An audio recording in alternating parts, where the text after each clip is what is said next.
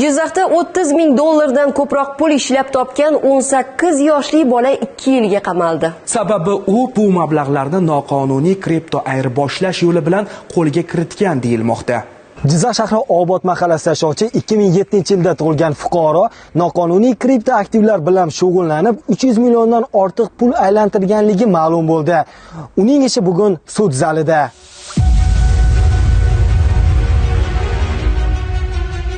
Jizzax viloyati Ichki ishlar boshqarmasi axborot texnologiyalari sohasidagi jinoyatlarga qarshi kurash boshqarmasi xodimlari tomonidan aniqlanishicha, ushbu shaxs o'ziga tegishli mobil telefon qurilmasi orqali kripto birjadan elektron hamyon ochgan hamda ushbu platforma orqali jami 317 million 514 ming 300 so'm miqdoridagi kripto aktivlarni sotib olish, ayirboshlash bo'yicha turli kelishuvlar tuzgan. Natijada O'zbekiston Respublikasi hududida taqiqlangan kripto aktivlar aylanmasi amalga oshirilgan. Mazkur holat bo'yicha tezkor tadbir ishtirokchilari tomonidan belgilangan tartibda protsessual hujjatlarni rasmiylashtirib, fuqaroga tegishli mobil telefon apparati ashyoviy dalil sifatida olingan. O'tkazilgan tergov harakatlari natijasida mazkur holat yuzasidan jinoyat ishi qo'zg'atilib, 2025-yil 17-dekabr kuni jinoyat ishlar bo'yicha Jizzax shahar sudi tomonidan sudlanuvchi O'zbekiston Respublikasi Jinoyat kodeksining 278 prim 8-moddasi 3-qismi A bandi nazarda tutilgan jinoyatni sodir etgan deb topildi.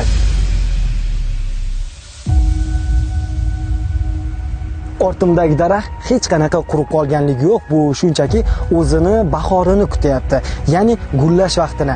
Aynan shu daraxt kabi endi gullaydigan yoshga yetib kelgan bir yigit bugun panjara ortida. Unutmang, qonun ustuvor yurtimizda jazo muqarrar. Hech bir xato javobsiz qolmaydi. Tiloboboy Sulaymon Quvondiqov, Jizzax.